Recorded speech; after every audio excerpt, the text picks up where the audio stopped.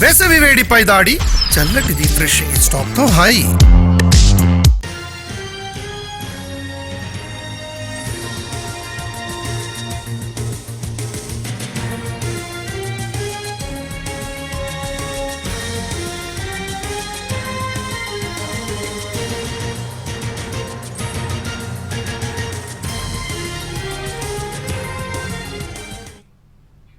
రేవంత్ రెడ్డి 3 రోజుల పాటు ఢిల్లీలో పడిగాపులు కాసినా సాధించింది ఏమీ లేదన్నారు బీజేపీ పార్లమెంట్ సభ్యుడు లక్ష్మణ్.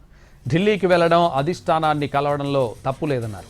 కానీ ఇలా పడిగాపులు కాయడం తెలుగు వారికి మరీ ముఖ్యంగా తెలంగాణ ప్రజలను అవమానించడమే అన్నారు. గతంలో అంజయ్యకు కూడా కాంగ్రెస్లో ఇలాగే అవమానం జరిగిందన్నారు.